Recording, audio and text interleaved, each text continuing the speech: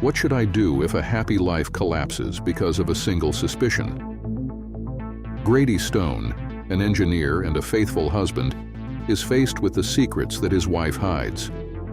An old friend, an unusual app, and disturbing coincidences lead him to the shocking truth. I frequently travel for my job, and during one such business trip, I unexpectedly bumped into a friend and colleague at Milwaukee's General Mitchell International Airport. William C. Wick Pettigrew was also on a work-related journey. Unlike me, Wick was visiting the city for a meeting scheduled the following day, while I found myself stranded. "Hey, Grady. Long time no see, buddy," my friend greeted me as we reunited at the baggage claim area. "Do you mean since last Thursday?" I responded with a raised eyebrow, aware that it was only Tuesday, just 5 days after our last conversation through the cubicle walls back in Cary, North Carolina. "A lifetime for a man who enjoys his drinks," Wick shot back without missing a beat.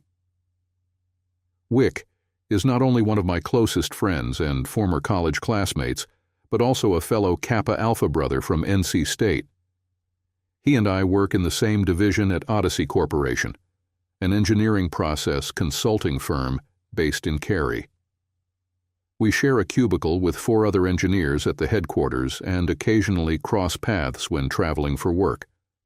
I'm happily married and have mellowed out since my lively college years. In contrast, Wick is single and doesn't appear to be involved in any serious relationships, despite his reputation for dating several attractive women.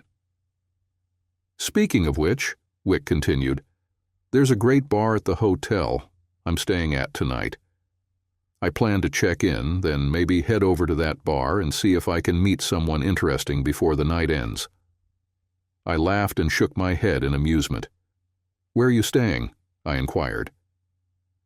I knew Wick was likely familiar with the upscale hotels across the Midwest, as that's his usual area. My base is in the Northwest, and I'm in Milwaukee solely due to some unexpected airline routing from Spokane all the way eastward, or out east, as people from the West Coast say. "Doubletree, my friend," Wick replied. "They have the best rooms, top-notch bar, and the most attractive women. Basically the best of everything." Quickly, I accessed the Hilton website on my smartphone to try and book a room at the same hotel where Wick was staying. I was pleased to secure a reservation there and took advantage of earning substantial Hilton Honors points.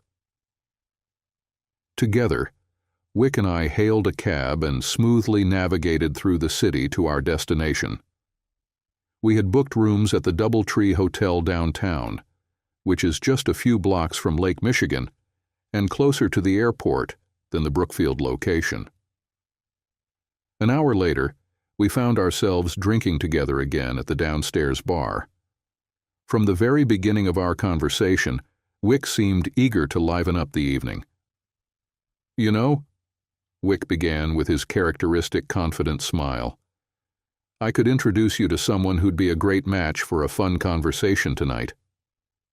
I glanced over the rim of my glass, sipping my drink. Beneath his grin, I could sense he was genuinely serious. "Come on, Wick," I replied. "You know I'm completely committed to Laurel. Besides, why look elsewhere when I already have the best waiting at home?" Wick responded with an exaggerated nod. "Ah, speaking like a truly loyal husband. Or maybe someone who's just very set in their ways," he teased, his tone lighthearted. "Well," I continued, "consider me a proud example of that. But don't let me stop you from enjoying yourself tonight. Go ahead and have fun." "Thanks, bud," Wick replied. "I think I will." Wick pulled out his smartphone and started scrolling through an app. I watched curiously as he tapped the screen a few times, a pop-up appearing briefly. "You're really diving into that, aren't you?" I asked softly as he focused on his phone. "You bet," he replied with a grin, still scrolling. A random thought crossed my mind. How Wick managed to arrange plans so quickly using just his smartphone.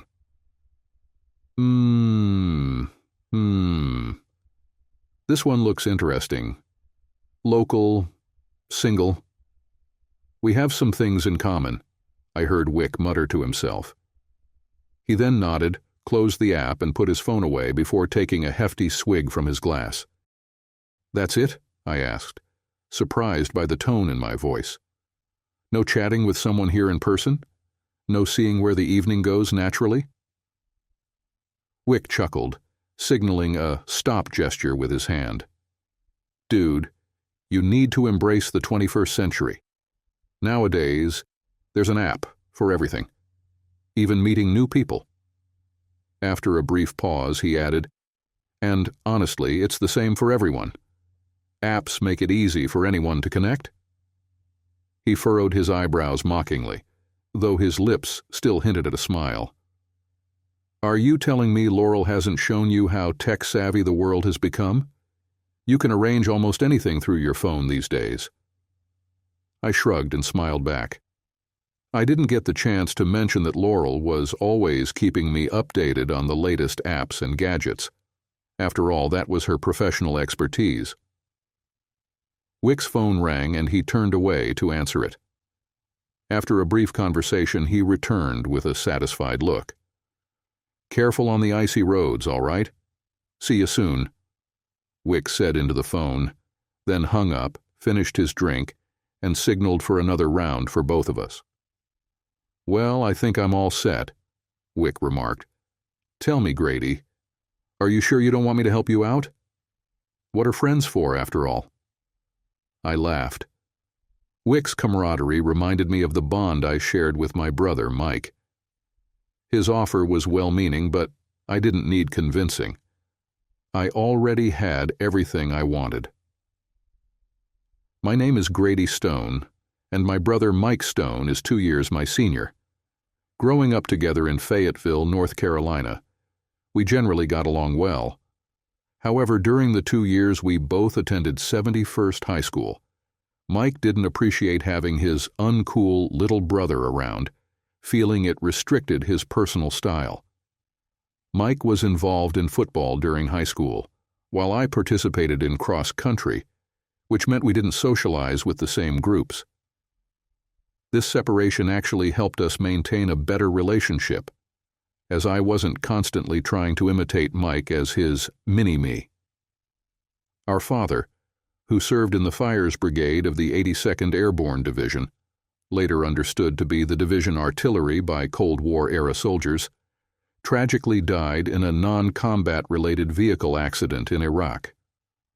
Mike was 14 and I was 12 when we received the heartbreaking news, which affected all of us deeply, especially Mom. After Dad's passing, Mom decided to stay in Fayetteville instead of moving to Silva, where her extended family lived in western North Carolina. She secured a solid position at a well-known real estate firm with opportunities for advancement. Mom waited until Mike and I were in college before she started dating again. She remained very attractive and continued to attract men easily, but she was selective. Eventually, she began a steady relationship with Miles Lanier, a financially successful widower. Although Mike and I were initially hesitant about Miles potentially filling Dad's role, we eventually grew to get along with him once Mom introduced us. By that time, Mike and I had matured enough to understand that Mom deserved to find happiness, so we supported her relationship. While Mom and Miles haven't moved towards marriage over the past few years, their relationship remains strong. Dad had left enough commercial life insurance and investments, in addition to the Army's Service Members Group Life Insurance, SGLI, to fully cover Mike and my college expenses. Mike chose to attend Duke University in Durham. Mike wasn't recruited by colleges for his football skills. He played in high school mainly for enjoyment and prestige, without plans to continue playing as an adult. Academically disciplined, Mike majored in business with a focus on marketing. He graduated near the top of his class and secured a position in the marketing department of XLT, an emerging software company based in Cary, North Carolina. Cary is located next to Raleigh on the west side of the capital and is part of the area known as the Research Triangle. XLT was a relatively new tech firm, established about 10 years before Mike joined. They specialized in developing mobile applications for devices like tablets and smartphones. Despite attending different universities, Mike and I remained close. He would tease me about the Wolfpack never achieving sports success again, while boasting about Duke's basketball program and their national championships under Coach K. In return, I would joke that the Pack could easily dominate the Dukies, as I called the Blue Devils, on the football field. Yes, I love my brother Mike very much, and he feels the same way about me. Shortly after Mike joined XLT, he met Marilee Redmond at a company event. That evening, Marilee was accompanying one of Mike's co-workers, and they weren't involved romantically at the time. However, Mike asked Marilee out later that week, and within a few months, they fell in love and got married just as I was about to enter my senior year at NC State, majoring in industrial and systems engineering. Before the wedding, I didn't have much interaction with Marilee or her family. During their engagement, Mike mentioned that Marilee's family was highly influential in both industry and politics around Winston-Salem. Even though I was young and inexperienced then, I could sense potential differences in perspectives between someone raised in the high society of a fairly large city like Winston-Salem and a boy raised as the son of a fallen soldier in Fayetteville. Nevertheless, I had to commend them. They seemed to connect exceptionally well, and it was clear that Mike was deeply enchanted by Marilee. She was incredibly attractive and very easygoing. Marilee graduated from Wake Forest University in her hometown with a degree in business and enterprise management. While she might not have been as academically inclined as some, her unique communication style and outgoing personality made her easily likable. Right after graduating, Marilee was hired by an insurance company with offices in Raleigh. Moreover, Marilee was exceptionally beautiful. No, more than just beautiful, she was stunningly gorgeous. Her overly friendly nature was often misunderstood as flirtatiousness, even when she didn't intend it. Mike mentioned to me several times that he had to intervene when someone misinterpreted Marilee's friendliness and tried to pursue her in social settings. Consequently, Marilee's personality made her very approachable to the usual office admirers. Marilee's beauty was hereditary as well. That's why I was instantly captivated when I first saw her sister, Laurel Redmond, while preparing for Mike and Marilee's wedding. Although Laurel wasn't as outgoing as Marilee, she was equally stunning in appearance, effortlessly matching Marilee's physical beauty. My daydream was broken by the sound of the Doubletree Hotel's bartender clattering a crate of bar glasses he had lifted from beneath his back counter and placed forcefully on the top. "Trust me, Wick, my old friend," I responded. "I truly appreciate that you've got my back just like a real brother would." I took a sip of my drink, smiled at my fraternity brother, and added, "But I've been unavailable for that kind of thing ever since I got together with and married Laurel." As I mentioned earlier, it was at Mike and Marilee's wedding where I first met Marilee's sister Laurel, and from that moment, everything changed for me. I was completely and irreversibly captivated. During the rehearsals, the wedding itself, and the reception, I couldn't get my heart to calm down from the instant I saw Laurel. Naturally, she only recognized me as someone in the wedding party because of my brother's involvement in what her family referred to as her sister's wedding. Right from the start, I noticed how close Laurel was to her older sister, who was just a year older than her. They not only resembled each other physically, but also shared similar mannerisms and used the same expressions in their conversations. Of course, there were differences. As the saying goes, Marilee never met a stranger, while Laurel was more reserved in how she interacted with others. The Redmond family had a well-earned reputation for fiercely protecting their own. Over the past 4 generations in Winston-Salem, many a politician, businessman, or journalist had reportedly learned the hard way not to underestimate the power of their wealth and influence. Their loyalty to each other was almost legendary. At first, Laurel wasn't particularly receptive to my obvious admiration. It wasn't until we had several conversations later during the reception that she began to warm up to me. Through those discussions, I discovered that Laurel's love for and devotion to her sister mirrored the bond Mike and I shared as brothers. This became even clearer when we walked outside after the reception. Laurel, slightly tipsy from the drinks she'd had, opened up to me with some personal anecdotes about her relationship with Marilee. Though Laurel was naturally reserved, she wasn't naive. Since turning 14, she'd realized that both she and Marilee were the type of women men would describe as attractive, making them magnets for attention from the local players. Laurel also confided in me that their bond as sisters was strong enough that they always looked out for each other, sometimes even bending the truth or covering for one another when necessary. In that sense, their dynamic was much like the way Mike and I had always had each other's backs as brothers.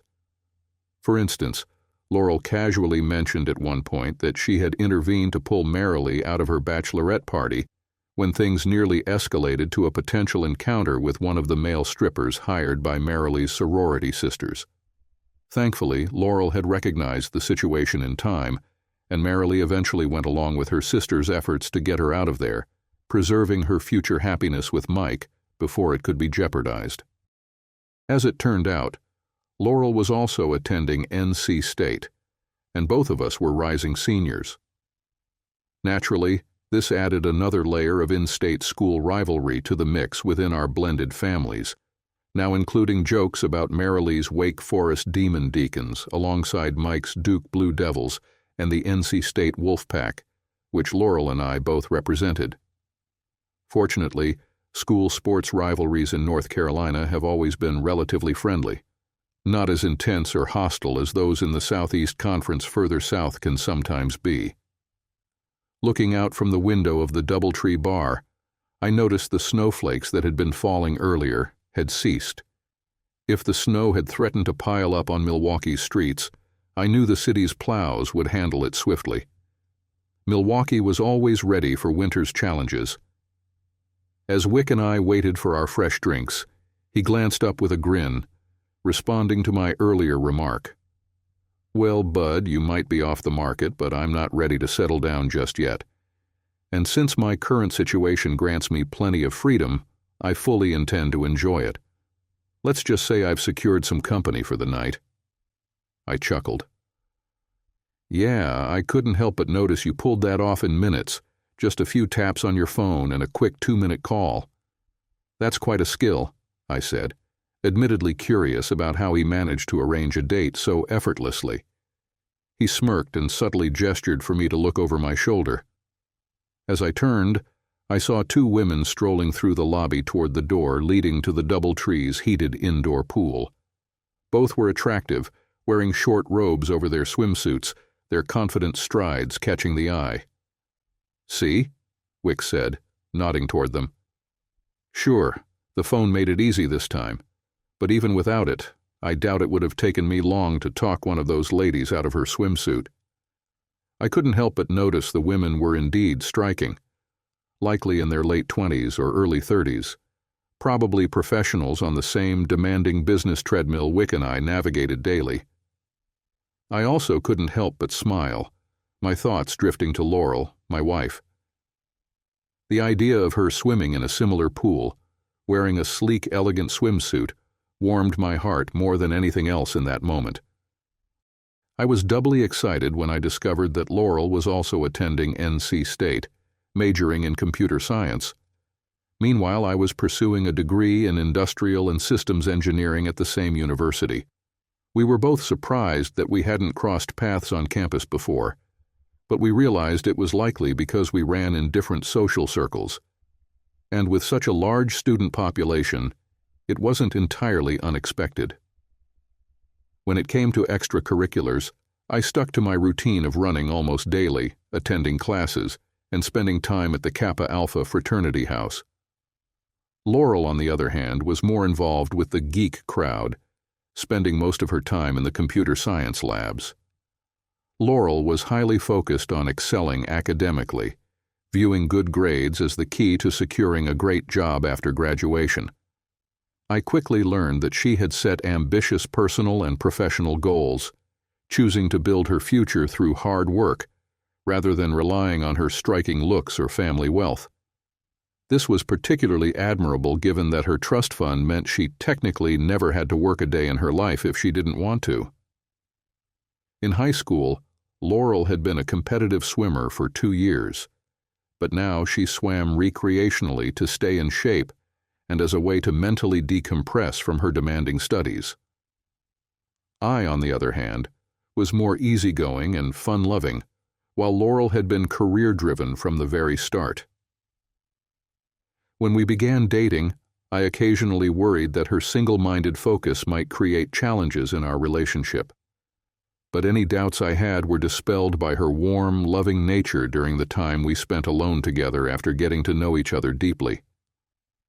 At times, it felt like Laurel was entirely consumed by the task at hand. While we were at NC State, her academic commitments often disrupted plans I'd made for us, and I occasionally found myself annoyed when she skipped fraternity events with me. That said, I admired her determination and work ethic, even if it clashed with my social plans. In a way, you could say we were both geeks, but Laurel far more so than I was. She had a passion for software development and application architecture. Terms like programmer were outdated. The industry now called them software developers. Progress was no longer measured in lines of code, but rather object modules. I found it surprisingly easy to relate to her geekiness, as I could follow her discussions about software architecture and development. Before meeting Laurel, I had gained some basic software development skills back in my sophomore year. This was necessary for computerizing statistical and operations research techniques I later studied as a junior. These skills allowed me to keep up with Laurel's conversations with her computer science peers when I joined them, and they also gave my resume enough of an edge to land a job with Odyssey Corporation after graduation. By a stroke of luck, Laurel and I were on track to graduate at the same time. We started dating in the first semester of our senior year, and by the end of Christmas break, I had managed to win her over. During our Christmas break at the Timberline Ski Resort in West Virginia, we spent a lot of time relaxing and enjoying each other's company, both on and off the slopes. It was during that trip that I realized something surprising but wonderful. Laurel, the shy, thoughtful girl I was so drawn to, had a confident and adventurous side that matched her kind spirit. That first night, we decided to take our relationship to the next level and agreed to make it exclusive. On the second evening at Timberline, I started to learn more about Laurel's family and background. It all began with an unusual word choice during one of our conversations. "I almost got creamed," Laurel said as we sat together after dinner, her tone light despite the incident she was describing. She was lying on her stomach on the couch, resting her head on a folded towel, her half-closed eyes following my movements as we chatted. We'd had an amazing day on the slopes, taking short breaks in the morning and enjoying lunch at the Timbers Inn before heading back out for the afternoon. Most of the time we skied together, though we occasionally split up for solo runs. Both of us were confident on the blue square trails and enjoyed skiing the Salamander, Timberline's 2-mile-long run, and the South's longest ski trail. Yes, some folks consider West Virginia part of the South. While I tested out a Black Diamond slope later in the day, Laurel chose to stick to the Salamander. The Black Diamond trail I attempted was a short but challenging segment of a longer blue square run, and I managed to make it down with only one fall on the icy surface, thankfully without injury. Laurel's afternoon, however, had been more eventful. while she was stopped on the mountain taking a photo of the stunning Canaan Valley. A snowboarder recklessly cut across the path of a nearby family. The mother, clearly a beginner, tried to swerve to avoid him but lost control and collided with Laurel, who had been unaware of what was happening. "If I'd seen her coming and tensed up," Laurel added, "we both might have been seriously hurt." I agreed and said, "Yeah, it looks like she just left you with a little bruise right here." As I spoke, I patted her left butt cheek, which, despite the vivid bruise Laurel had from the incident, was still quite lovely. "Was the woman okay?" I asked. "Yeah, she apologized," Laurel replied. Then I saw and heard her husband yelling all sorts of obscenities at the retreating skier. Meanwhile, their 2 kids were laughing and shouting about how he'd have to put the rest of his monthly salary into the family's swear jar. She chuckled briefly before continuing. When I heard them mention a swear jar, I couldn't help but laugh. Marilee and I had one of those in the house while we were growing up. "Newlies," I repeated, curious about the unfamiliar term. "Yeah," Laurel explained. "It's a word my grandfather on my mom's side used to say. He'd tell us stories about the textile mill where he was a foreman. That was before he climbed up into management and, years later, became the company's CEO. Anyway, it was just after the Great Depression. The mill was starting to grow again and hiring more workers. When Grandpa talked about the new hires, he'd call them newlies instead of rookies. It was just one of his quirks." I nodded, understanding her explanation.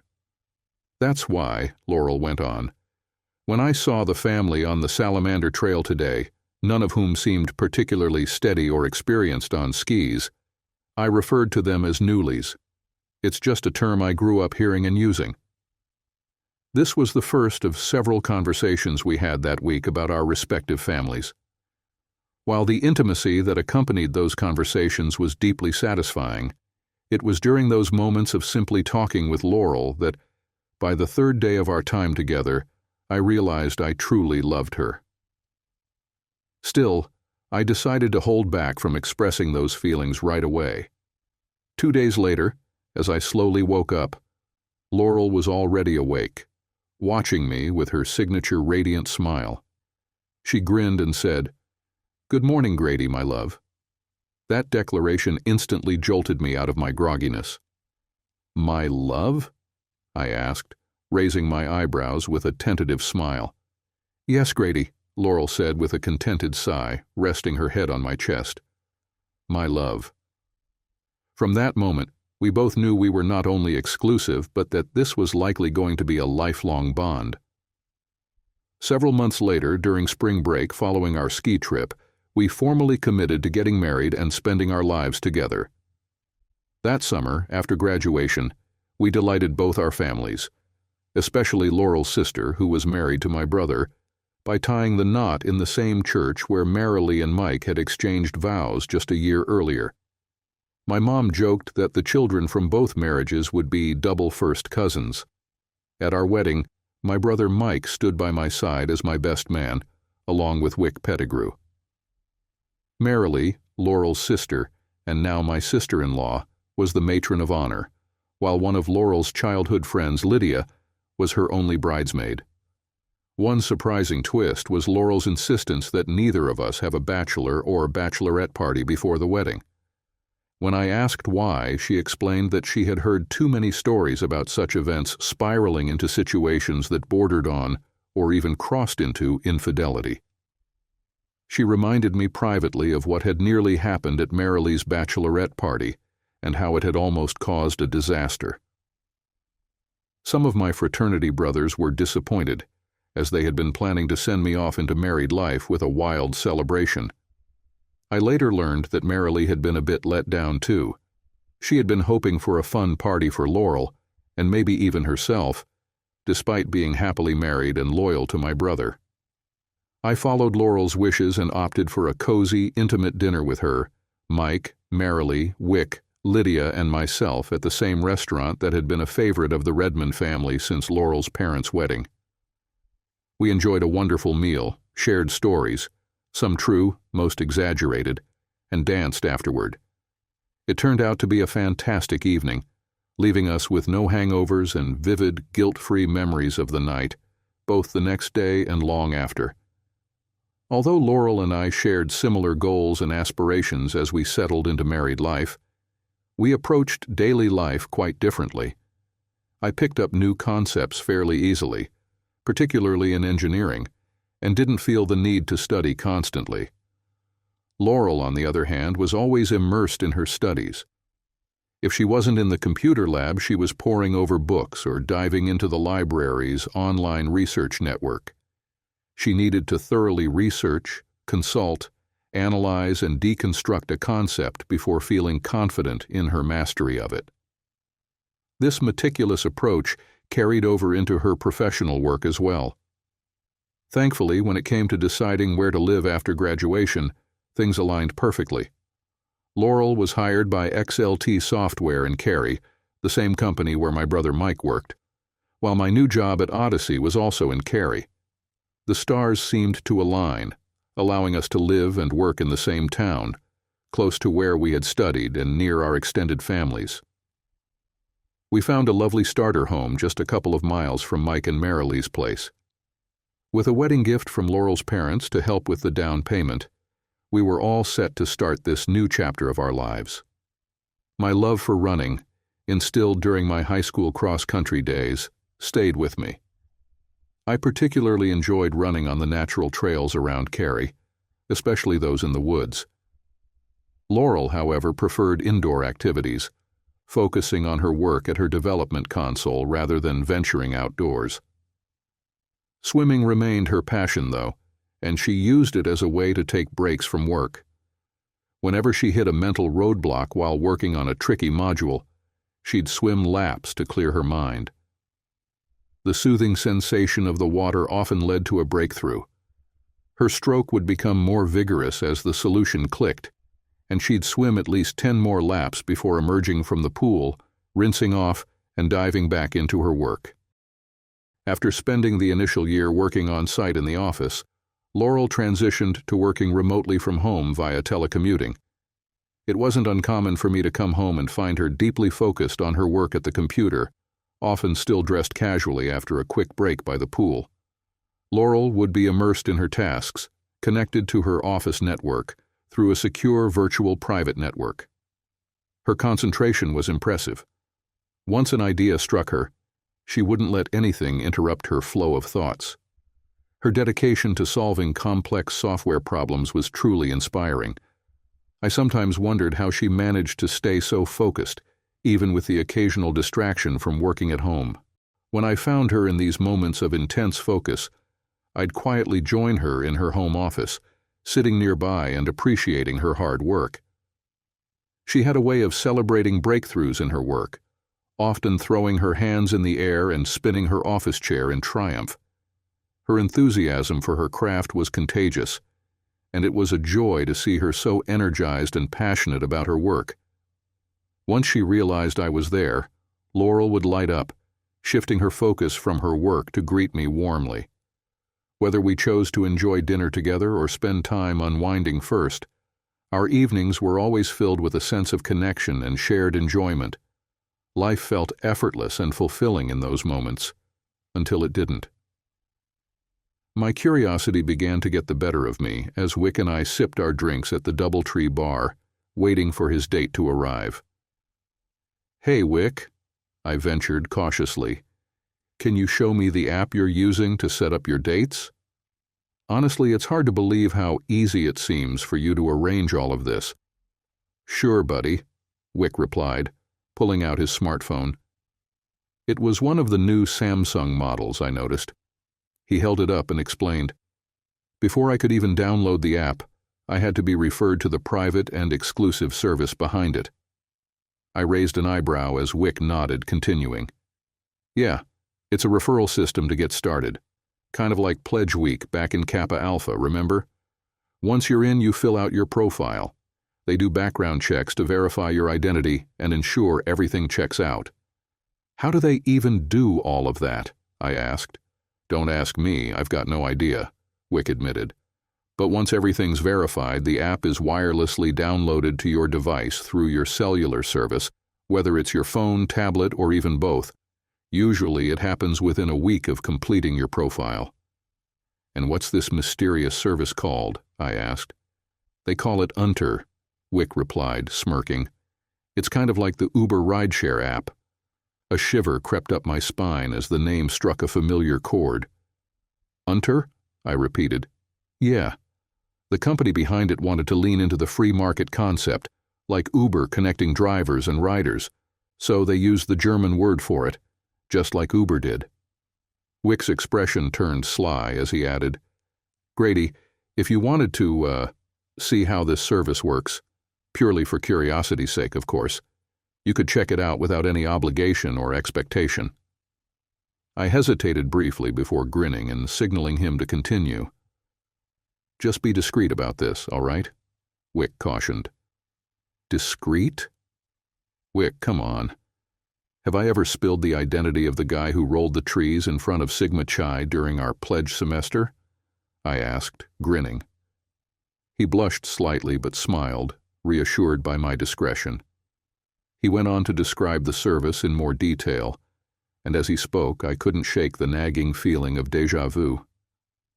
Alarm bells were going off in my mind, something about his story resonating with a conversation I'd had with Laurel nearly a year ago. Still, I stayed quiet and let him talk, unsure of whether to share my thoughts just yet. Laurel came home one day, brimming with excitement, to share the news that she had been chosen to join the XLT development team for a groundbreaking mobile app framework. This framework was intended to serve as the foundation for a new web services engine, seamlessly blending the best aspects of software-driven retail sales, online marketing, and social networking. She explained that this new app framework would perform excellently across desktops, laptops, netbooks, and tablets, but its real potential would shine on smartphones like Android or iPhone. The framework would synchronize effortlessly across all these devices, providing a seamless experience for users working with multiple platforms. At the time, I was genuinely happy for Laurel and congratulated her on being selected for such a cutting-edge project. To celebrate, we went out to Red Lobster that evening. However, within a few weeks, my initial excitement turned into regret as her involvement with what seemed to be XLT's flagship product team consumed more and more of her time. She started spending long hours at the office, even on weekends. When I voiced my frustration about how much time she was away from home and from me, she reassured me that it wouldn't last forever and promised we'd go on a vacation together once things settled down. Curious about the significance of this project, I turned to my brother, Mike, for insight. He simply smiled and reminded me that he was also bound by an NDA with XLT. Laughing, he suggested I ask my wife for details, emphasizing that as someone in marketing, he had no control over the development team's schedules or dynamics. When Laurel did share details about her project, she only mentioned the basics, just as she had from the start. However, she revealed that XLT wasn't merely developing a single application, but rather a prototype framework, a sort of software power tool designed to enable others to integrate it into their business models, involving online goods and services across various applications. The framework would allow apps to offer select customers a form of priority or first dibs on specific items or services provided by the company or other entities using the app. These preferred users could also opt out if they chose. This first dibs feature could be based on an established priority for a given user or their geographical proximity to the service provider. The GPS locator function was particularly useful for this aspect. XLT planned to earn royalties from every business, social group, or government entity that purchased a license to use this tool, often referred to as an application engine. Naturally, this kept intellectual property lawyers busy with cases against entities attempting to infringe on XLT's copyrighted and trademarked products. The initiative was named Project Zirka, with circa being the German word for about or encircling. Laurel explained that this metaphor aligned with the trend of names like Uber, the increasingly popular rideshare service that was causing commercial taxi companies significant distress. Apps and services like Uber, or others soon to utilize the enhanced circa framework that Laurel was helping to develop, relied on emerging technologies. These included GPS navigation, smartphones or other mobile devices, and social networks with robust feedback systems, essential for fostering trust and accountability between customers and service providers. Additionally, the framework required a secure network for payments and matching clients with services based on location, preferences, and acceptable practices. The profiles for registered users would support one-time transactions, recurring arrangements, or custom scheduling options. The benefits of a service powered by circa's app framework were clear. Service providers could charge lower fees compared to those using traditional business models. Furthermore, the system offered advantages such as automatic billing, fast transactions, ease of use, personalized matching of preferences and availability, and guaranteed privacy, at least for the most part. Once the transaction began, clients and providers interacted more directly, and if the service required personal engagement, they might develop some level of familiarity, or at the very least, heightened awareness of one another. The parallels between what my friend Vic was just telling me about this trolling app and what my wife Laurel told me about the circa project a year ago were becoming too obvious to ignore. My intrigued expression and encouraging nods made him continue. "Here's the deal," Wick continued. "For subscribers to the Unter service, modern technology facilitates hookups with compatible companions based on several criteria. To use the service, subscribers must have a smartphone or tablet running either the Apple or Android interface, with GPS navigation enabled." I know, he added. "Some folks have privacy concerns since enabling GPS exposes the device's location, but it's a requirement. Subscribers also need to be members of the Unter social network. It works pretty much like Google Plus Circles." He glanced at me, gauging whether I was following along. I nodded for him to go on. "The smartphone's navigation and interface capabilities make it easy to arrange quick matches based on geographic proximity at the specified time of the rendezvous. The social network lets users create profiles, optionally with photos, and provides a mandatory review and feedback system. This is essential for agreeing on pricing, setting payment terms, and establishing a degree of trust and accountability between customers and the ESCERTs. There's also a rating system tied to this accountability," Wick explained. "It uses a star system, 1 to 5 stars, to rate each rendezvous after it happens. If you don't submit a rating or feedback, the Unter system locks you out of scheduling any new appointments until you comply." As I listened, the chill running down my spine grew sharper. The similarities between the features of this Unter app that Wick described and those Laurel had mentioned about the circa project under development at XLT the previous year were almost too perfect to be coincidental. Yet surely, I thought, neither Laurel nor her company would be involved in something so controversial, skirting the edge of legality. I had shared my initial observations with Laurel the previous year regarding her team's early efforts to develop the circa application framework for XLT using my signature engineer approach to problem solving. Laurel, with her sharp analytical mind, listened intently and reflected on my input. We discovered that we often viewed things through a similar lens, a testament to the saying, "Geeks of a feather flock together," which applied as much to my wife and me as it did to anyone else. During our early discussions about the circa project, Laurel began jotting down notes on her keyboard, capturing our conversations. She expressed her appreciation for my engineering and business perspectives, which complemented her software development expertise. In particular, she liked my suggestion to design modules requiring feedback from users and to incorporate premium services, as well as my recommendation to include features that catered to special event coverage. For instance, if the Zirka framework supported an app for entertainment or ticket services, whether for buying, swapping, or reserving tickets, it would make sense to include business rules that imposed a premium surcharge for members requiring special accommodations.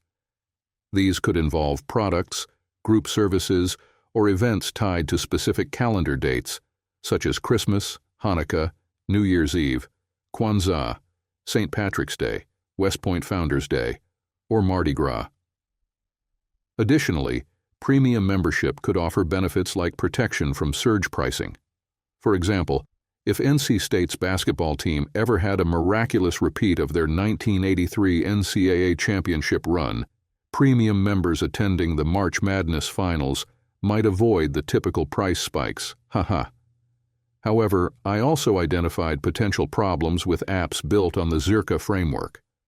Chief among these were the lack of regulation, risks of insider privacy breaches, and vulnerabilities to external cyber threats.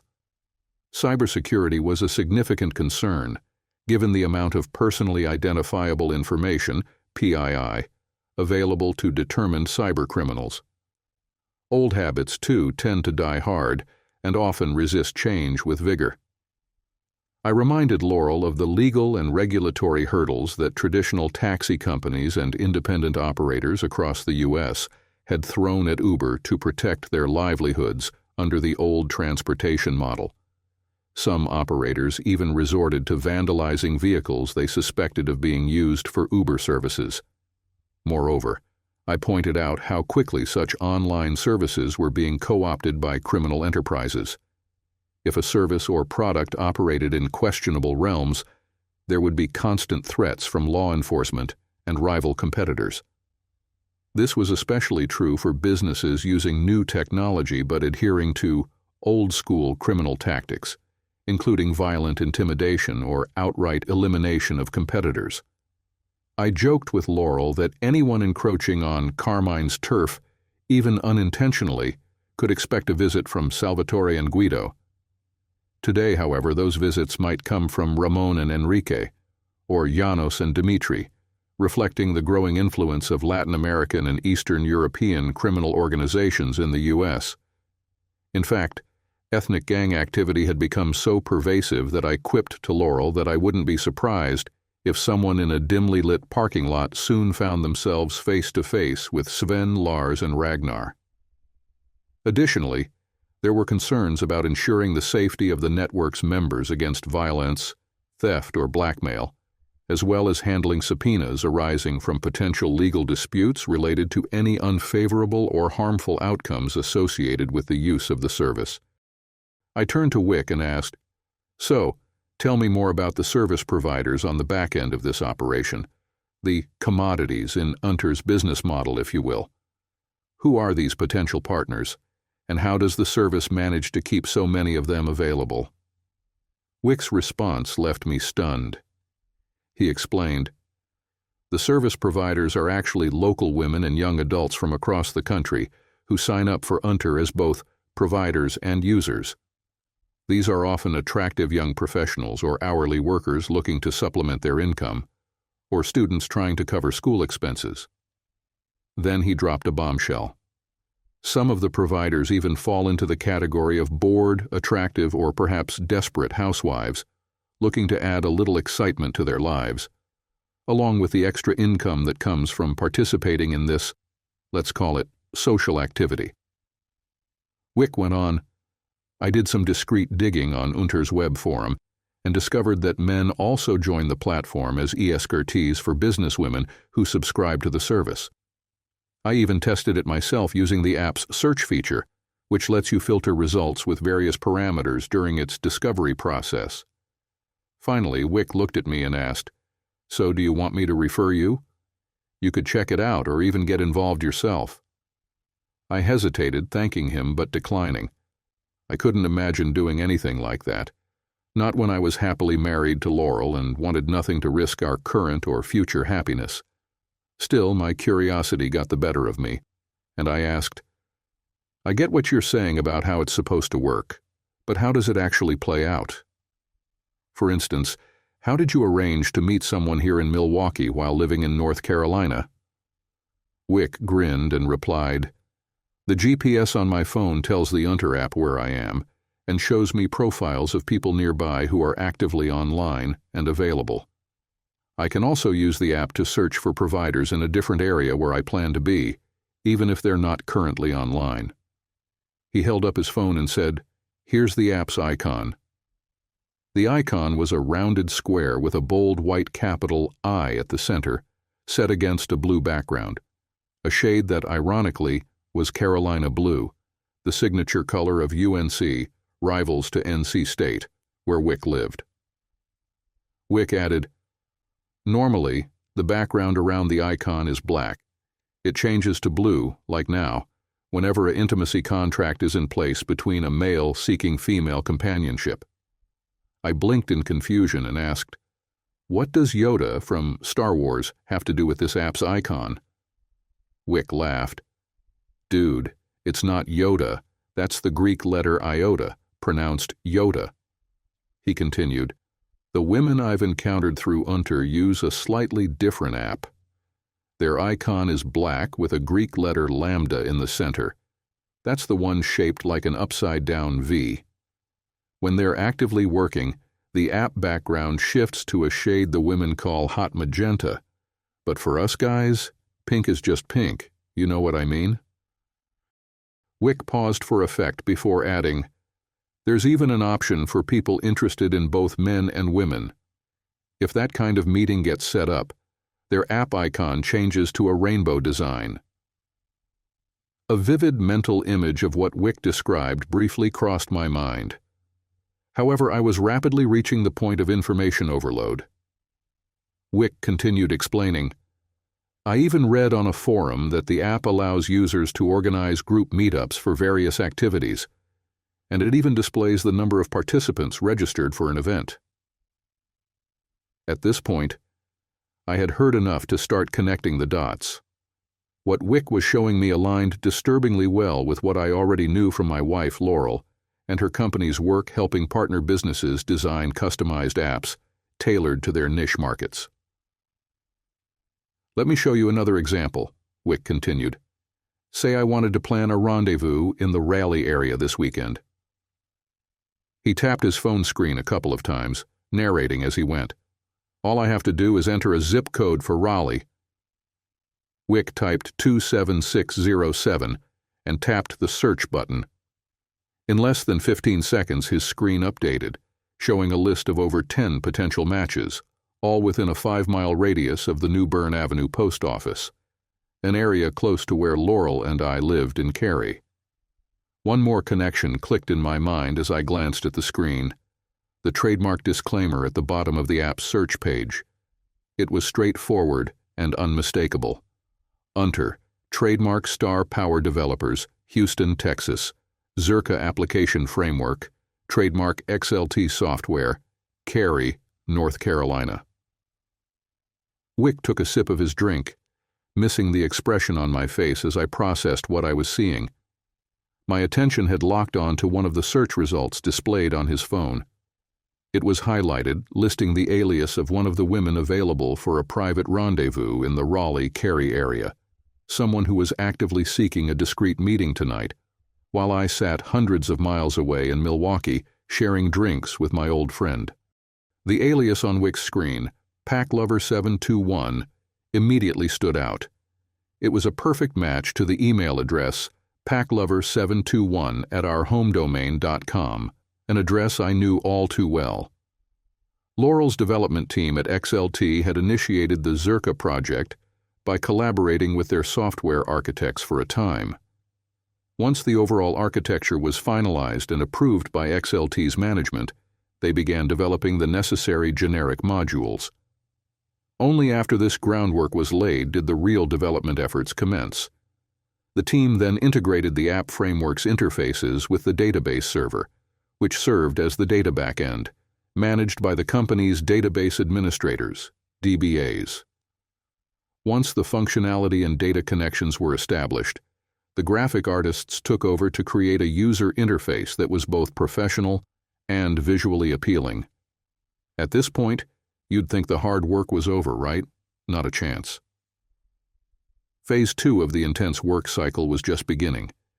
After the developers finalized a beta version of the app framework, they invited development teams from other companies across the country to participate.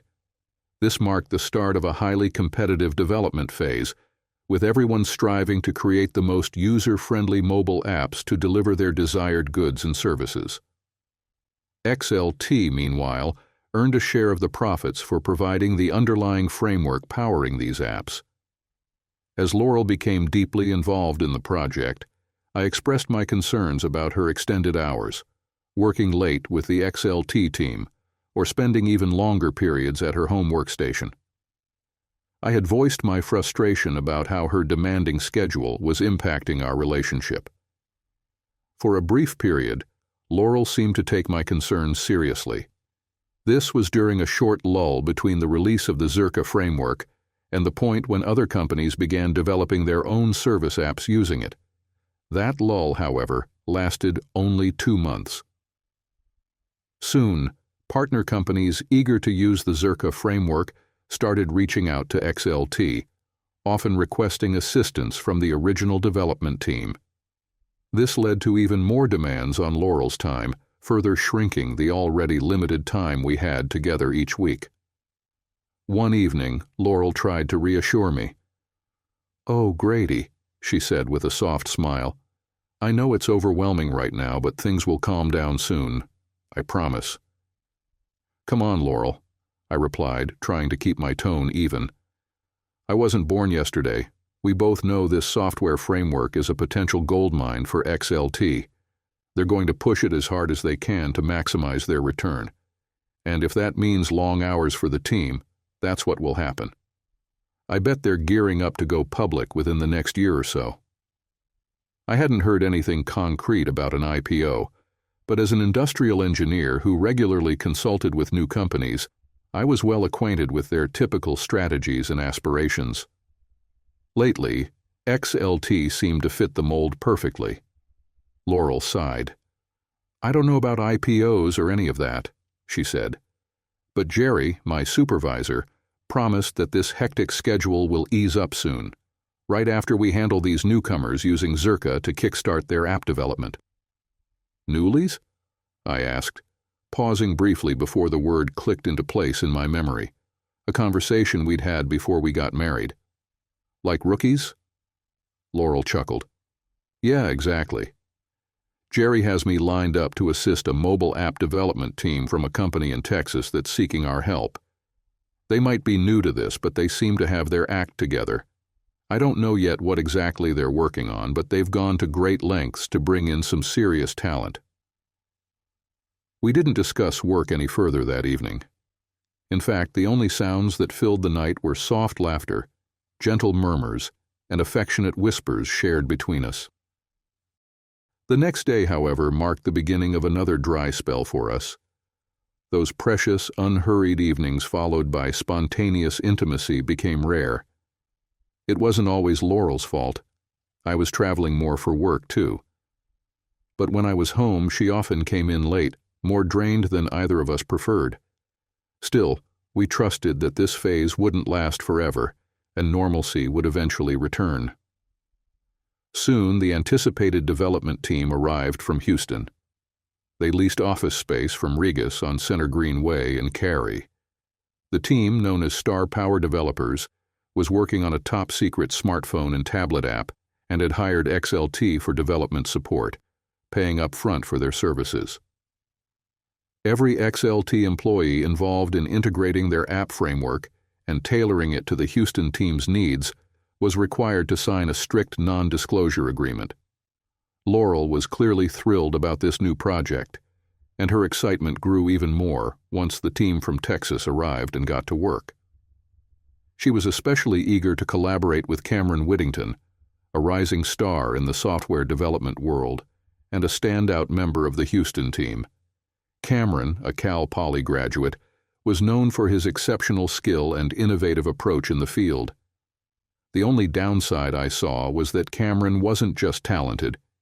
He was also incredibly handsome and charismatic. Single and openly flirtatious, he had a knack for charming women, even in professional settings or during the social events XLT organized for visiting teams. He never crossed any clear boundaries, but often seemed to come dangerously close.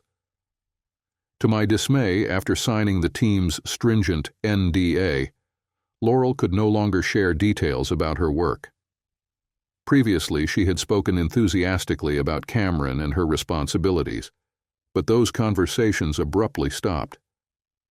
It wasn't until much later that I realized how drastically her work commitments had shifted, spending late evenings at the team's rented offices, and how much it had subtly affected our connection. Concerns about the stability of my marriage began to take root as my conversation with Wick Pettigrew in Milwaukee unfolded. I finished my drink and declined both the refill Wick offered and any escapade he might have arranged for me through his smartphone and his exclusive membership with that Unter hookup service. Taking the elevator up to my room, I spent hours contemplating the implications of what I had discovered that evening, my thoughts racing until exhaustion finally overcame me around 2 a.m.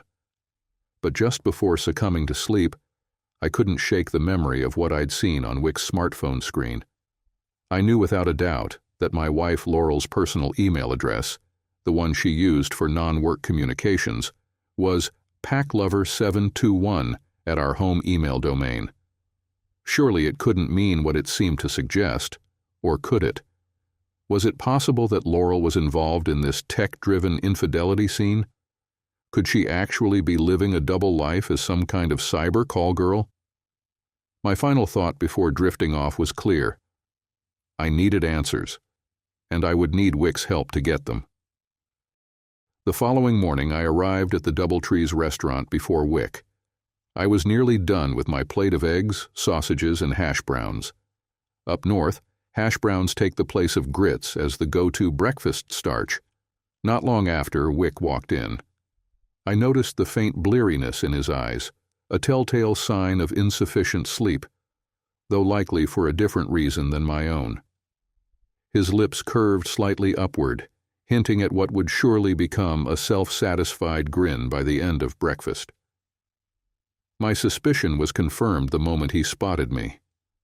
I couldn't help but chuckle at his expression. While I wrestled with my own concerns about how things were unraveling at home, Wick appeared to be thriving on the road. "Morning, Bud," Wick said as he took a seat, accepting the coffee handed to him by the waitress on her way back to the counter. He grinned as he added, "That lady last night?" Wow. I waited as Wick meticulously doctored his coffee, 3 creamers and 6 sugar packets, a concoction that I could barely fathom anyone enjoying. My coffee was black, and I couldn't understand how people could drown theirs in so much sweetness and still call it coffee. "So, it sounds like the young lady was to your liking," I asked, raising a hand to interrupt myself. "Not that I expect any kiss-and-tell details. A gentleman keeps those to himself." Wick glanced toward the buffet line, clearly visible across the room, before replying. "No, it's fine. I don't mind telling you. First off, she wasn't that young, early 30s, and her husband's a doctor who's also obsessed with sled dog racing." I was floored. Her husband? Wait, I thought she was divorced.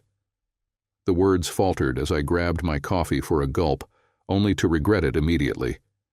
The waitress had topped it off without my noticing, and the scorching liquid burned my throat. I coughed, spilling a bit of coffee as I hastily reached for my ice water to soothe the pain. Once the discomfort subsided to a dull ache, I leaned in, almost hissing. "I can't believe you—" "Whoa there, Hoss," Wick interrupted. "I didn't know she was married until this morning when we were talking in the shower right before she left. Her profile was a little vague on that point when I checked it online before agreeing to meet. If I'd known, I wouldn't have gone through with it. I don't mess with married people, man or woman. I won't cheat on my future wife, once I settle down, and I won't put up with her cheating on me either. Hell, I won't even tolerate it among the people we hang out with."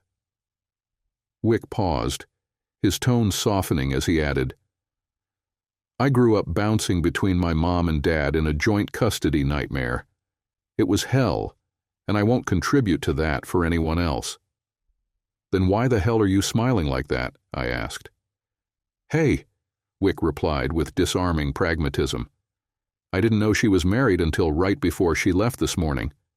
But before that, the intimacy was incredible, man. And so was she." I wanted to be indignant to call him out, but as a healthy man I couldn't entirely fault his reasoning.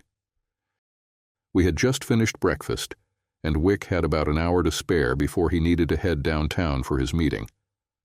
I, on the other hand, had around 3 hours before my newly rescheduled flight was set to board at Mitchell, which was only a 30-minute drive from where I was staying. Taking advantage of the time, I decided to ask Wick for help. Something had been gnawing at me, unresolved questions about my marriage. It started with the uncanny similarities in the work projects my wife had been involved in recently and the app Wick had shown me the night before. Plus, there was what I'd glimpsed on his phone screen. "Wick," I began, "you know that Laurel and I are happily married, and I would never cheat on her, right?" "Of course," Wick replied, "and I'm sure she would never cheat on you either."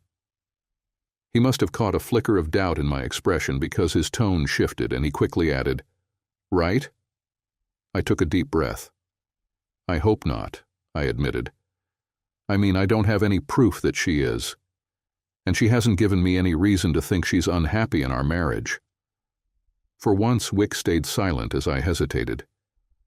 "But there's just something," I stammered. "I can't quite put my finger on it yet, but something feels off." I paused to take another sip of my coffee, which had cooled enough for me to enjoy without scalding my throat. "My unease really started after you showed me that phone app last night," I continued. Wick straightened in his chair, his eyebrows arching in surprise. Before he could say anything, I pressed on. "I've decided that I want you to refer me to this unterservice as a potential member," I said, catching him off guard. "I need to look into something." "You're planning to fix your marriage by going on the prowl?" Wick retorted with a sarcastic edge. "Yeah, that's a brilliant idea." "No," I countered firmly. "I'm not looking for women. I'm looking for answers." On Wednesday evening, when I finally got home after picking up my car from the lot at RDU, I had to put on my best act of composure. Laurel greeted me warmly, and after I mentioned having an early dinner at the Milwaukee airport before boarding, we spent a relaxing evening together before settling down for the night. I chose not to bring up the doubts that had been creeping into my mind over the past day or so. Even after a long day of travel and a peaceful evening, I found myself lying awake, staring at the clock until sometime after it showed 2:30. "Got a reply?" Wick said to me about a week later. It was a text saying you passed the initial check and will be getting an email with a link to access the Unter website. Once you're there, you can start setting up your profile. He added, "Remember, the app won't be downloaded to your phone until you finish creating your profile. They complete a more thorough background check and get your credit card details on file." "Thanks, Wick," I replied, "and please don't let this slip to anyone, especially Mike or Laurel."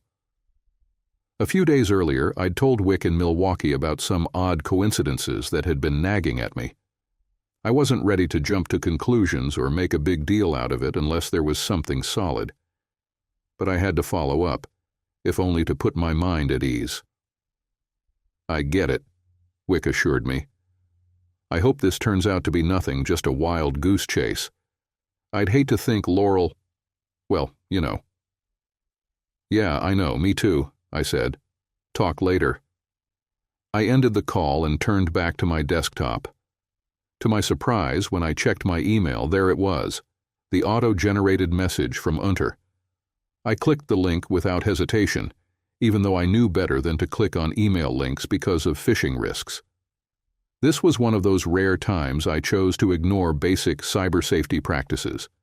Setting up my Unter profile didn't take long, It was maybe 30 minutes tops to complete their online form. Initially, the questions were pretty standard: contact details and minimal credit card info for billing. Then things got a bit more personal. The questions about my relationship and intimacy preferences weren't invasive, which honestly surprised me. I also read the disclaimer and noted the emphasis on following the rules, especially the one about submitting timely event feedback. When I was done, a message appeared on the screen, letting me know that after my profile was approved, the Unter Android app would automatically download to my HTC smartphone within a week max. In reality, it only took 2 days. The download notification appeared on my phone screen one morning. I tapped OK to complete the process, and the Unter app's icon, a white iota symbol on a black background, showed up on the second screen of my Android. My main home screen was already full, which was fine by me. It meant the Unter icon wouldn't be visible at a glance. Now I had the app. But what next? I realized uncomfortably that I didn't really know how to proceed from here. Meanwhile, my relationship with Laurel continued to progress smoothly. Despite both of us being busier at work compared to the previous year, we were actually spending more time together after I returned from my latest trip to Spokane. I noticed no changes in Laurel's work or her daily routines at home that suggested any shift in her schedule. There was nothing in her behavior or attitude that hinted at any difference in how she felt about me or how she interacted with me. Oh, and yes, the intimacy between us was still incredible. "Sweetheart," Laurel said one evening, about a week after I started using my new smartphone app, "Mom and Dad want us to visit them this weekend. Do you have any plans that might get in the way?" She looked at me with that familiar, beautiful smile I had grown so fond of. I adored the few small freckles on either side of her nose, the only hints of color on her otherwise flawless, radiant face. As she brushed away a stray strand of her lustrous chestnut hair with subtle highlights, her movements were effortlessly graceful. "No, I don't have anything planned for the weekend. I think it would be great to visit Hoke and Daisy," I replied, smiling back at her. The 2-hour drive to Winston-Salem was uneventful. With the weather cooperating, it seemed like it was going to be a beautiful weekend. Hoke, Laurel's father, had gathered everything needed to grill meat to that perfect point of deliciousness, as he typically did about once a month. Meanwhile, Laurel's mom, Daisy, had taken care of all the other initial preparations. By noon, the gathering was well underway in the backyard of the elegant Redmond Manor, to borrow a phrase from the old Batman TV series. In truth, the house was impressive, though a bit too large for my taste, and probably a hassle for Daisy to maintain, even with the maid service she relied on. I started noticing something slightly off about Laurel and the way she interacted with her sister, Marilee, who also happened to be my brother's wife. Whatever it was seemed to be impacting Daisy as well, casting a shadow over her typically cheerful demeanor. Mike, my brother, and I were chatting with Hoke Redmond as he manned the grill, beers in hand. I don't recall the specifics of our conversation, but at one point, I noticed Laurel and Marilee locked in a conversation that was far from casual. The two sisters had always struck me as almost identical since the day I met them. Their physical features were nearly the same, though Marilee was slightly taller. That day they both wore gray slacks, paired with blouses that, while different in color, shared a similar style, a testament to their shared taste in casual clothing. Though they spoke in hushed tones, their body language practically screamed anger. Later, while I was in the first-floor hall bathroom, I overheard them passing by the closed door, still deep in their tense conversation. Their voices were muffled until they were right outside. That's when I caught a single clear phrase, though I couldn't tell who said it. "You really need to think this through. Infidelity is not an acceptable path, and you know it. I mean..." And then they continued down the hall, their voices fading beyond earshot. By the time I dried my hands and stepped out to find them, They had already moved to the patio outside. Reaching into my back pocket, I pulled out my smartphone. Crossing the hall into the empty library, I tapped the iota icon of the Unter app to check something. Laurel always kept her phone with her, and I wanted to see if any nearby Unter subscribers might reveal something useful. Within seconds, the app displayed a list of female users within a 10-mile radius. Among the usernames, one immediately stood out. My stomach sank and anger began to take its place. I tapped the map feature. There it was, a highlighted user ID with a pinpoint showing its exact location.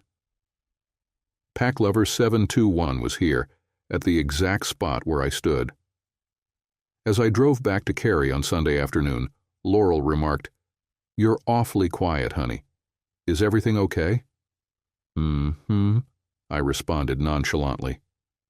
My mind was still mulling over everything I'd discovered so far, and I wasn't really paying attention to my wife. To maintain my facade of indifference, I decided to shift the focus. "Are you and Marilee all right?" I thought I sensed some tension between you two this weekend. Laurel stared straight ahead with a look of feigned indifference. "Yes, we're fine.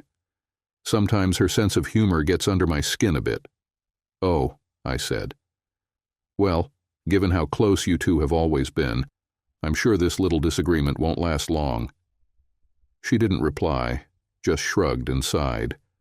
Then she reclined her seat, rested her head against the headrest, and closed her eyes, perhaps signaling she wanted to rest or maybe avoiding further conversation.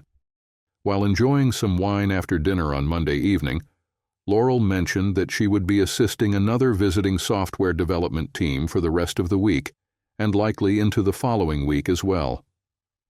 "This might make me late getting home a few times over the next week or two," Laurel explained. "The team coming in wants to learn how to use the Zirka software framework to develop a mobile app for finding the cheapest gas prices within a specific geographic area." Laurel let out a sigh and went on. "This sort of thing has been done plenty of times before, but I suppose when newcomers like these guys and girls first start out, they get so caught up in their excitement over an idea that they forget to do the basic research into potential competition."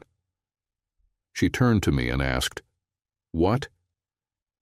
I must have let a small grin slip when I heard her use the term newbies to describe this young and eager startup software company and its inexperienced developers. "Nothing, love," I replied. "I just hope you can help them catch up quickly." I had been holding off for 2 weeks since downloading the Unter app to my smartphone.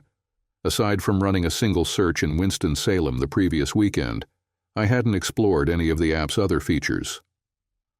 While chatting with Wick in the break room at Odyssey, he gave me an insight about the Unter app that I hadn't noticed before. "Dude, whenever I'm just getting started with potential candidates, I use the flirt feature," Wick said casually. When I gave him a blank, "What the hell are you talking about?" look, he grinned and elaborated.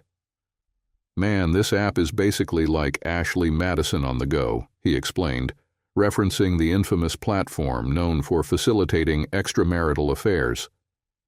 "You can switch to flirt mode, and it opens up what looks like a chat room, which I guess is exactly what it is," he added.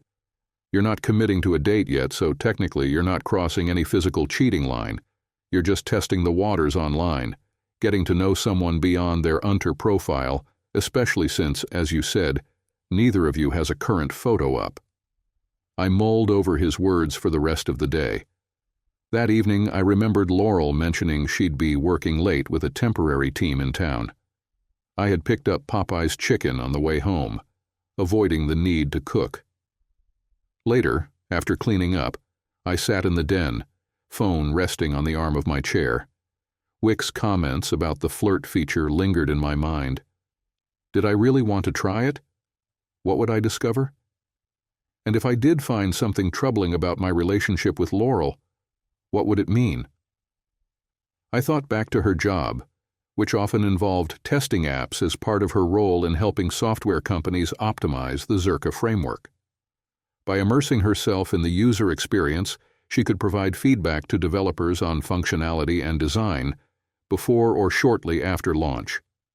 Could PackLover721 simply be Laurel using Unter for work? Maybe her involvement was entirely professional and not a sign of actual engagement in online hookups. Was it harmless? Or at least as harmless as testing an app with such questionable intentions could be? I picked up my smartphone and opened the Unter app. Running the search again, I couldn't find PackLover721 listed among active users nearby. On a whim, I zoomed out on the map, expanding the search radius to display female users across a broader area. About 20 small pink icons appeared on the screen.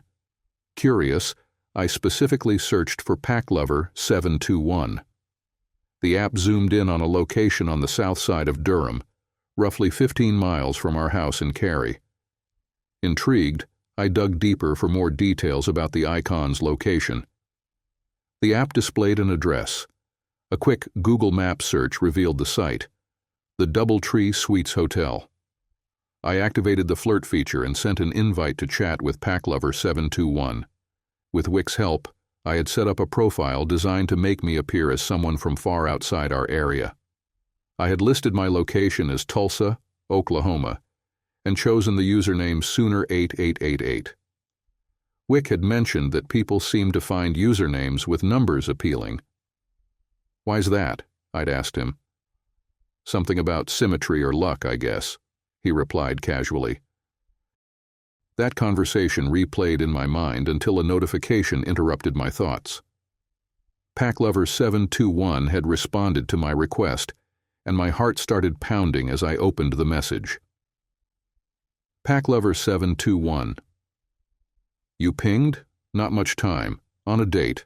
But he's late. Sooner8888. Saw your profile. Interested. In the area for a couple of weeks. PackLover721. Wait, 1. I stared at the screen, watching the blinking cursor in the text box. What felt like an eternity was actually only about 90 seconds. Then another message came through. PackLover721. Your profile's short. Recently joined. First time? Sooner8888. Yes, for doing this by phone. But no for doing this. I decided to let her assume I was experienced, only now exploring mobile networking as a way to connect. PackLover721. Well, welcome to the 21st century and the high-tech era of connecting. Sooner8888. So I see, this Unter app is impressive. PackLover721. Just wait until you get used to the advanced features. You'll really appreciate the app's brilliance once you learn its nuances. The conversation suddenly felt like a tech review. Despite trying to convince myself that this was someone other than my wife, Laurel, her tone made my stomach churn. It sounded far too much like the confident pride of someone who had spent considerable time perfecting their use of this app. Sooner8888. Sorry if I'm a bit awkward. New to this. PackLover721. That's fine. I enjoy helping newbies. I froze at her reply. Unable to type another word, I shut off my phone and reached for the glass of wine beside me, taking a long sip. To the empty room, I muttered under my breath, "This can't be real." I was asleep when Laurel finally came home sometime after midnight. I suppose the emotional strain from the situation had taken such a toll on me that it left me physically drained as well. The first time I even realized she was in bed was when the alarm went off the next morning at 6. Now, I was on the phone with my brother, right after giving my boss a brief morning update about plans for my upcoming trip to Spokane. Despite my personal challenges, work still required my attention and commitment to Odyssey's clients. This morning I felt an urgent need to talk to my brother, to let him know what was happening and share my feelings. He had always been my biggest supporter and the best person to help me process tough situations. "I really hope I'm wrong, Mike, I said in response to his comment. But there are just too many pieces that fit together for this to be mere coincidence. Think about how the app service works. The company's trademark on the screen. The username of the female subscriber here in the Raleigh-Cary area. Even the way she uses her words, it all lines up. I paused, trying to collect myself before my emotions, whether anger, sadness, or both, got the better of me.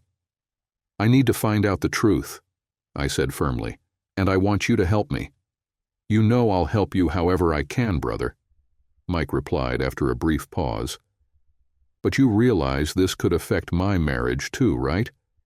If we uncover something that reflects badly on Laurel, Marilee, and the entire Redmond family, will come after us with everything they've got, whether she's guilty or innocent. Are you ready for that? His words hit me like a brick. Damn, Mike, I admitted. The last thing I want is to drag you into something that causes problems for you and Marilee, or for us with Hoke and Daisy. I was thinking about how our in-laws, the Redmonds, might react if everything went south. Knowing Hoke Redmond, Marilee, and Laurel's father, it wouldn't be pretty for either of us. They'll do whatever it takes to protect their daughters from even the slightest hint of suffering, Mike said, slipping into a theatrical imitation of a Southern belle. It's simply, he took a dramatic breath, is not done in our circles. Despite the gravity of the situation, his performance made us both chuckle. Look, I think we'll need backup, someone else to corroborate, in case this really does blow up the way it seems it might, I said. What do you think about involving Wick? Mike had met Wick at my graduation and again at my wedding to Laurel. He'd also seen him at a couple of my company's informal gatherings that Mike and Marilee had attended. Yeah, that might be a smart move, he agreed. Then, with a heavy sigh, he added, damn it. Just damn it. 3 weeks later, there we were at the Raleigh Marriott City Center, room 312. Mike and I stood in the main area of the room, just beyond the short vestibule, nervously anticipating the knock that would mark the beginning of the end of a marriage. Wick Pettigrew, our designated witness and event recorder, seemed notably calmer than Mike and me. He held a video recorder in his hand, its switch resting in standby mode. I'll be really glad when your traveling days with Odyssey are finally over, Laurel had said to me 2 nights earlier. Adopting a playful South Jersey accent reminiscent of Marisa Tomei's Mona Lisa Vito in My Cousin Vinny, she stomped her foot and said, My biological clock, stomp, is ticking, stomp, like this, stomp.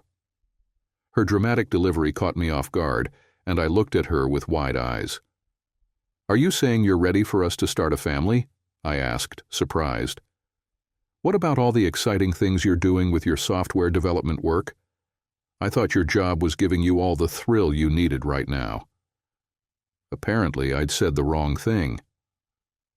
Laurel's expression shifted, her face falling slightly, and her eyes betrayed a hint of hurt. Grady, she said softly, while I really enjoy what I do at XLT, you should know by now that work isn't my main source of excitement. Her voice wavered as she continued. Don't you still feel excited about our marriage? Her question hit me out of nowhere, and the timing was less than ideal, given the doubts I'd been wrestling with about her possible infidelity. I hesitated for just a moment too long. Before I could respond, Laurel turned and went upstairs to bed without another word. By the time I followed, she appeared to be asleep, though I couldn't be sure. That night I knew I had to confront the situation and resolve the doubts gnawing at me, once and for all, and soon. The next morning wasn't as bright and cheerful as usual, but we managed to exchange a few words and say our I love yous before heading our separate ways, Laurel to work, and me ostensibly to RDU for a fabricated trip to Spokane. The 3 of us waiting in the hotel room had gone over exactly how this would unfold once she arrived. I planned to lock eyes with her and challenge her presence without crossing the line into anything overtly threatening. That wasn't going to be easy for me. I desperately wanted to know why she had felt the need to cheat. Surely it had to be more than just completing some software beta test to its bitter end. But Mike and Wick had reassured me repeatedly that the why of it all would come out once the attorneys got involved. Mike was there for moral support and to act as a family witness. Wick, as I'd mentioned earlier, was both an independent observer and the one tasked with recording the encounter. We wanted anyone involved later, lawyers, judges, whoever, to see clear, undeniable video evidence. First, to prove that this meeting had actually happened. Second, to demonstrate that no one had resorted to violence afterward. That second point was critical because my attorney had warned me. In cases like this, wives often claim their husbands are abusive or prone to violent outbursts, especially during initial confrontations over infidelity. Even though we'd rehearsed it all several times and were confident in our plan, my heart jumped into my throat, and I froze momentarily when the knock finally came at the door. Mike placed a reassuring hand on my shoulder and gave it a gentle squeeze. I looked at him, and he nodded gravely. Taking a deep breath, I reached for the door handle. Fighting back tears, I pressed down on it, opened the door swiftly, and stepped aside to let her enter. It went as we had expected. Well, almost. The unfaithful wife walked in as the door swung open, her face lit up with a practiced, seductive smile. She sauntered into the room, hips swaying provocatively, completely unaware of what awaited her. But when the door closed behind her, and she took in the sight of 3 familiar, grim faces, her confident smile evaporated. In its place appeared sheer, unfiltered terror. "Oh," was all she managed to say at first. For a moment she was silent. Then, as the realization of her predicament sank in, she began murmuring, softly at first, and then louder as tears filled her eyes. "No, no, no, no, no, no, no, no." "You cheating bitch," the betrayed husband growled through clenched teeth. "Man, I'm so sorry, bro," said the sad, disappointed brother, his voice heavy with emotion. "Son of a bitch," muttered their mutual friend who, despite the intensity of the moment, remained focused on capturing it all on video. Mrs. Stone would now resume her maiden name, Redmond. Since no children had come from the marriage and none were expected, there was no need for child support. Given that the wife's income slightly surpassed that of her husband and her investments significantly outweighed his, and since the husband had waived any claims due to this disparity, neither alimony nor redistribution of assets was required by either party. The judge's monotonous voice carried on as we waited for the final decision. With a sharp rap of the gavel, the judge concluded the marriage between Mr. Stone and, now officially, Ms. Redmond. In the corridor afterward, tears still welled in my eyes. I couldn't stop them. Divorce is a painful event, not just for the couple but for their families and close friends as well. Mike and I spoke quietly with Mom, Miles, Wick, and our lawyer. I glanced over at the Redmond clan, who were holding what looked like their own little conference. Hoke and Daisy Redmond were determined to spin the story in their favor, avoiding the messy narrative that had unfolded in the courtroom. It wouldn't take long for them to call their publicist, I was sure of it.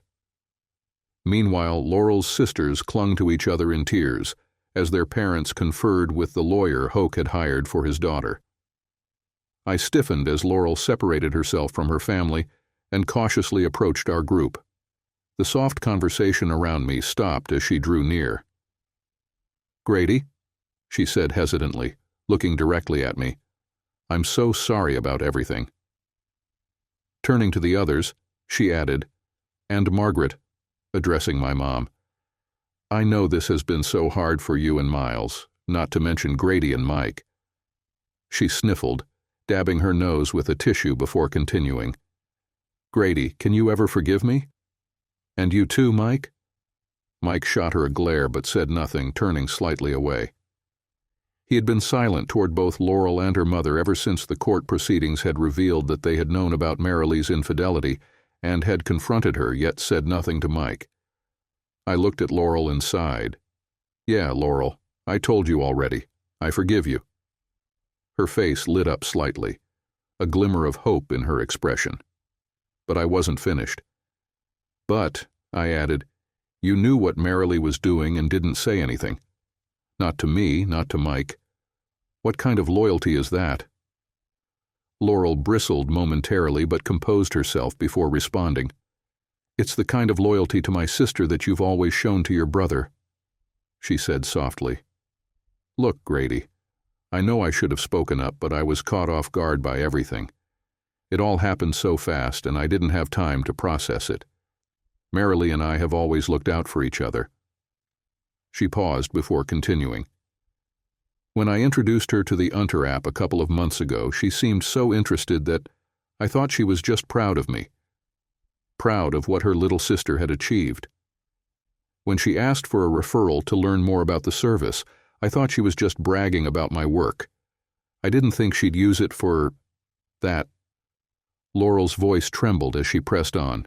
"Then, about a month before all of this came out, my company's development team did an audit of other companies' apps built on our Zirka framework.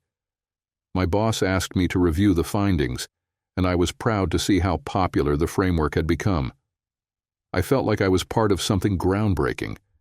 But when I spotted the username *PackLover721* in the log files for Star Power's Unter app, I nearly fainted. I didn't say anything to my boss," Laurel continued, "and I wasn't planning to tell you anything either, until I could get my emotions under control. So I did what I always do in overwhelming situations. I talked to my sister." She paused and let out a sigh before continuing. "Marilee took pity on me, I guess.